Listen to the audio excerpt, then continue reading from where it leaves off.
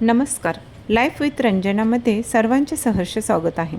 मैत्रिणींनो, घरी कोणत्याही प्रकारची पार्टी असो वा गेट टुगेदर, अशा वेळी झटपट होणारा एकच मेनू म्हणजे पावभाजी. लहानांपासून मोठ्यांपर्यंत सर्वांनाच पावभाजी खूप आवडते. तर आज मी तुम्हाला माझ्या स्टाईलची पावभाजी बनवून दाखवणार आहे. त्यासाठी व्हिडिओ शेवटपर्यंत नक्की पहा. चला तर पावभाजी करण्यास सुरुवात करूया. इथे मी 4 ते 5 माणसांकरिता पावभाजी बनवणार आहे. त्यासाठी 300 ग्रॅम फ्लावर घेतलेला आहे, 100 ग्रॅम सिमला मिरची, एक छोटंसं बीट, 50 ग्रॅम गाजर आहे आणि पाव किलो हिरवे वाटाणे आहेत. त्याचबरोबर इथे मी पाव किलो टोमॅटो घेतलेला आहे आणि 300 ते 350 ग्रॅम बटाटा घेतलेला आहे. सर्व भाज्या बारीक चिरलेल्या आहेत. अगदी फाईन चॉप करायचीही गरज नाही, थोडे मोठे तुकडे ठेवले तरी चालतील. आता या सर्व भाज्या आपल्याला एकत्रपणे एका कुकरमध्ये शिजवायच्या आहेत. त्यासाठी मी सर्व भाज्या एका कुकरमध्ये घेत आहे. टोमॅटो, बटाटे हे सुद्धा मी आज एकत्र करत आहे. आता यामध्ये आपल्याला भाज्या बुडतील तेवढंच पाणी घालायचे आहे, जास्त पाणी घालायचे नाही. जेवढ्या भाज्या आहेत तिथेपर्यंतच पाणी आलं पाहिजे. आता त्यामध्ये चवीपुरतं मीठ टाकायचं आहे. एका फोकच्या साहाय्याने सर्व मीठ भाज्यांमध्ये हलवायचे आहे. आता हा कुकर गॅसवरती ठेवून मीडियम फ्लेमवरती 3 शिट्या द्यायच्या आहेत.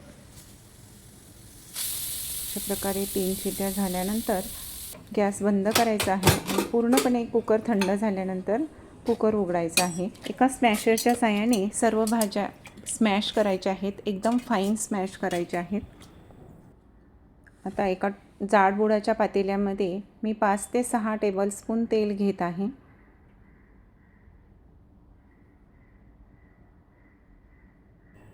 आता मी 3 मोठे कांदे फाईन चॉप केलेले आहेत. एकदम बारीक चॉप करून घ्यायचा. पावभाजीकरिता नेहमी बारीक कांदा चिरायचा. तर हा तेलामध्ये मी टाकत आहे.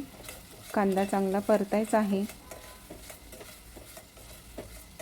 थोडा वेळ कांदा परतल्यानंतर आता आपल्याला 2 चमचे आलं लसणाची पेस्ट केलेली आहे ती टाकायची आहे. तीसुद्धा तेलामध्ये चांगली परतायची आहे. त्यामध्ये थोडंसं मीठ टाकायचं आहे. लक्षात ठेवायचे की आपण भाज्या शिजवतानासुद्धा मीठ टाकलेले होते, त्यानुसार अंदाजाने मीठ टाकायचे आहे. तर हे सर्व साहित्य आपल्याला झाकण ठेवून बारीक गॅसवरती छान भाजायचे आहे. कांदा आणि आलं लसणाची पेस्ट छानपैकी तेलामध्ये परतली गेलेली आहे. आता अशा वेळेस आपल्याला हळद टाकायची आहे आणि पावभाजीचे 2 ते 3 चमचे टाकायचे आहेत.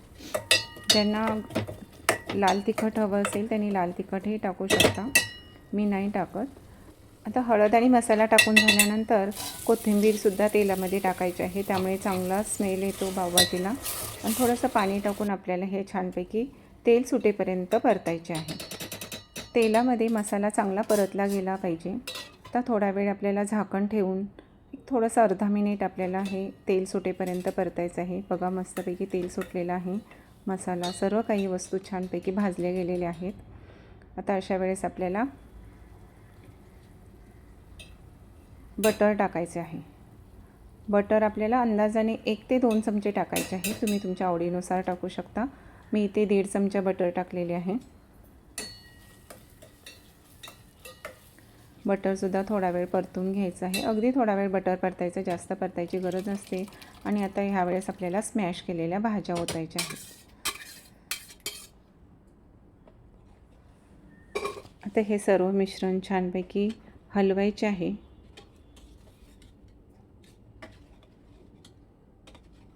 ऑलमोस्ट आपली पावभाजी बनत चाललेली आहे. बघा, छान कन्सिस्टन्सी आलेली आहे. फक्त ज्यांना कलर आणायचा असेल तर लाल मिरची पावडर टाकू शकता. आता थोडा वेळ उकळी येऊन द्यायची आहे. 4 ते 5 मिनटं एकत्र शिजवल्यानंतर हे बघा, मस्तपैकी आपली पावभाजी शिजलेली आहे. आता शेवटी वरून बारीक चिरलेली कोथिंबीर टाकायची आहे.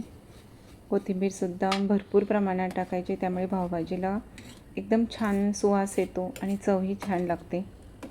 मस्तपैकी पावभाजी तयार झालेली आहे. कन्सिस्टन्सीसुद्धा छान आलेली आहे. थंड झाल्यानंतर ही पावभाजी थोडीशी थिक होते, त्यामुळे करताना थोडीशी पातळ करायची. मस्तपैकी पावभाजी तयार झालेली आहे. कसा वाटला तुम्हाला आजचा व्हिडिओ?